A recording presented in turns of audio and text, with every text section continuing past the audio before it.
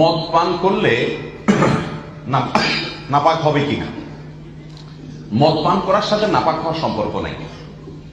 আর মদ পান করার পর যদি তার সেন্স ঠিক থাকে তাহলে সালাত আদায় করতে পারবে, এমন কোন সময়সীমা বলা হয়নি যে মদ পান করে এত সময় সালাত আদায় করবে না। তবে কোরআনে আল্লাহ বলেছেন লা তাকরাবুস সালাতা ওয়া আনতুম সুকারা, তোমরা নেশাগ্রস্ত অবস্থায় সালাতে যেও না। এখানে কিন্তু আল্লাহ মদ পান করার কথা বলে বলছেন নেশাগ্রস্ত অবস্থায়। অতএব যদি মদ পান করার পরে নেশায় থাকে ওই অবস্থায় সালাত আদায় করা যাবে না। নেশা কেটে গেলে তারপরে কি করতে পারবে? সালাত আদায় করতে পারবে।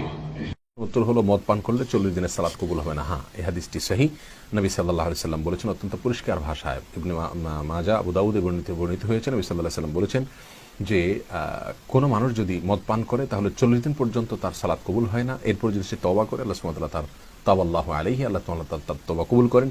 দ্বিতীয় দফা যদি সে আবারও সে কাজ করে, আবারও 40 দিন যাবত তার সালাত কবুল হয় না, লাম তুকবাল লাহু সালাতান 40 সাবাহান, 40 দিন যাবত তার সালাত কবুল হয় না, নবী সাল্লাল্লাহু আলাইহি ওয়াসাল্লাম বলেছেন। এরপর যদি সে আবার তওবা করে আল্লাহ সুবহানাহু ওয়া তাআলা তাওবাল্লাহু আলাইহি, আল্লাহ তাআলা তার তওবা কবুল করেন।